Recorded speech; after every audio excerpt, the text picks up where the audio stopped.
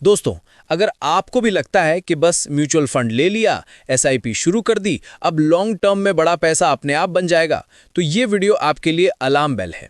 आज बात करेंगे राजू और दीपक जैसे दो इन्वेस्टर्स की। एक ने हर वो गलती की जो ज़्यादातर लोग करते हैं और दूसरे ने कुछ सिंपल रूल्स फॉलो करके 18-20% जैसा दमदार रिटर्न बना लिया। सोचिए, दोनों की इनकम लगभग एक जैसी थी, दोनों ने लगभग एक जितनी एसआईपी शुरू की, लेकिन रिजल्ट जमीन आसमान का फर्क, क्योंकि दीपक ने डिसिप्लिन रखा, राजू ने इमोशन रखा। और 2026 में अगर आप tension free mutual fund investor बनना चाहते हैं तो राजू की गलतियां आपकी लाइफ में दोहरानी नहीं है। सबसे पहले आप कमेंट में एक बात लिखिए, मैं एसआईपी कर रहा हूं, मैंने एसआईपी रोक दी है, ताकि आपको खुद भी एहसास हो कि आप अभी कहां खड़े हैं। और हाँ, अपने पोर्टफोलियो का रिव्यू और डिटेल डिस्कशन किसी अगली वीडियो में कर सकते हैं। आज फोकस है गलती पहचानो, आदत बदलो। गलती नंबर 1, सिर्फ पिछले 1 साल का रिटर्न देखना। राजू क्या करता था, कोई भी नया फंड देखता, लास्ट 1 ईयर का रिटर्न 30%, 40%, 80% दिख गया, बस वहीं पूरा पैसा डाल देता। जैसे अभी कुछ टाइम पहले डिफेंस थीम वाले फंड्स में 1-2 साल का रिटर्न 80-90% दिख रहा था, तो लोगों ने सिर्फ नंबर देखकर एंट्री मार दी, ये सोचे बिना कि ये थीम साइक्लिकल भी हो सकती है। दीपक क्या करता था, वो किसी भी म्यूचुअल फंड को कम से कम 5 साल का ट्रैक रिकॉर्ड देखकर चुनता। डिफरेंट मार्केट साइकिल में कैसा परफॉर्म किया, कितने टाइम तक अंडर परफॉर्म रहा, लॉन्ग टर्म सीएजीआर कैसा है, सब चेक करता। यहां से आपके लिए पहला गोल्डन रूल निकलता है, फंड सिलेक्ट करते समय लास्ट 1 ईयर नहीं, कम से कम 5 साल या लॉन्च से अब तक का ओवरऑल परफॉर्मेंस देखो। सेक्टोरल और थीमेटिक फंड्स में तो और भी ज्यादा सावधानी, क्योंकि ये जल्दी चढ़ते भी हैं और जल्दी गिर भी जाते हैं।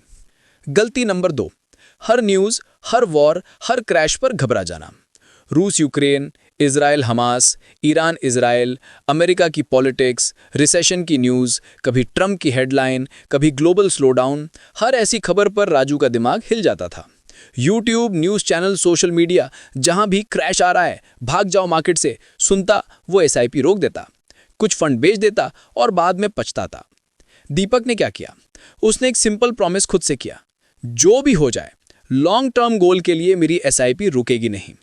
कोविड हो, वॉर हो, खराब क्वार्टर रिजल्ट हो, वो बस इतना देखता था कि फंड की क्वालिटी सही है या नहीं, लॉन्ग टर्म स्टोरी में बदलाव है या नहीं। याद रखिए, मार्केट की छोटी छोटी सुनामी आपका पोर्टफोलियो हिलाती है, लेकिन असली नुकसान तब होता है जब आप खुद पैनिक में बटन दबा देते हैं। गलती नंबर 3, म्यूचुअल फंड वर्सेस किसी एक शेयर की तुलना। राजू को रोज कोई ना कोई स्टोरी मिलती, भाई उस स्टॉक ने 200% दे दिया, उसने 6 महीने में पैसा डबल कर दिया। फिर क्या करता, अपने म्यूचुअल फंड के 12-15% रिटर्न को बेकार समझकर फंड बेच देता, डायरेक्ट शेयरों के पीछे भागता या फंड ही बदल देता। दीपक को समझ थी कि mutual fund equals to diversified basket. आपको यहाँ किसी एक शेयर जैसा 200-300% जैकपॉट नहीं, बल्कि कंट्रोल्ड रिस्क के साथ 12 से 18% जैसा कंपाउंडिंग मिलता है, जो 15 से 20 साल में करोड़ों बना सकता है। उसने ये कंपैरिजन करना ही बंद कर दिया कि फलाना शेयर इतना दे गया, मेरा फंड इतना ही क्यों दे रहा है।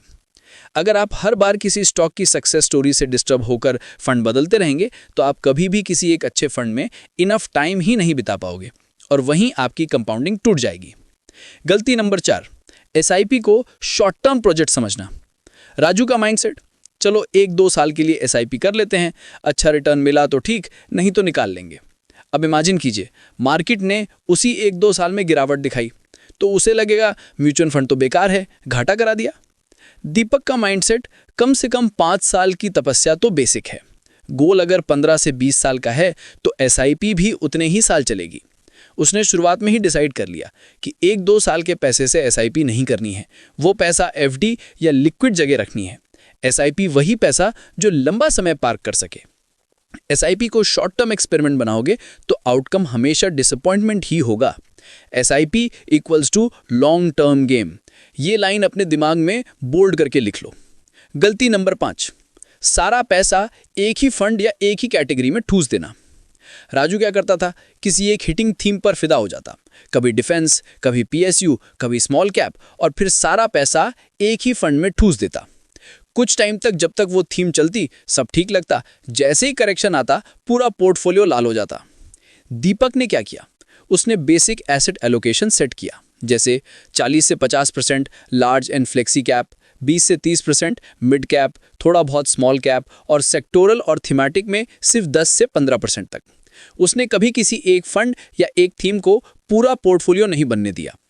डाइवर्सिफिकेशन बोरिंग लग सकता है, लेकिन लॉन्ग टर्म में वही आपकी नींद बचाता है और वही राजू को 2-4% पर छोड़कर दीपक को 18 से 20% तक पहुंचा देता है। आखिर में 2026 के लिए आपका प्रॉमिस। तो अब 2026 के लिए आपसे 3 छोटे छोटे वादे चाहिए। सिर्फ लास्ट 1 ईयर का रिटर्न देखकर फंड नहीं चुनूंगा, कम से कम 5 साल या लॉन्ग टर्म डेटा देखूंगा। युद्ध, न्यूज़, क्रैश, डर, इन सब पर रिएक्शन नहीं, बस एसआईपी को डिसिप्लिन के साथ कंटिन्यू रखूंगा। सारा पैसा एक ही फंड, एक ही थीम या एक ही कैटेगरी में नहीं डालूंगा, प्रॉपर डाइवर्सिफिकेशन रखूंगा।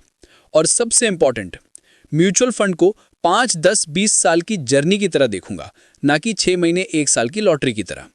अगर आप सच में चाहते हैं कि 2040-2045 तक फाइनेंशियल फ्रीडम के करीब पहुंचो, तो आज से ही राजू वाली आदतें छोड़कर दीपक वाली थिंकिंग अडॉप्ट करनी पड़ेगी।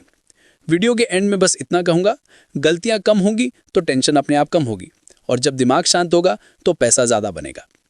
अपना और अपने परिवार का ध्यान रखिए, गलत फंड नहीं, गलत बिहेवियर छोड़िए, बाकी मार्केट अपना काम कर ही लेगा। साथ ही टेकनेट इंडिया चैनल को सब्सक्राइब करें ताकि हम आपके लिए ऐसे ही जागरूक करने वाले फाइनेंस वीडियो लाते रहें। धन्यवाद, मिलते हैं अगले वीडियो में।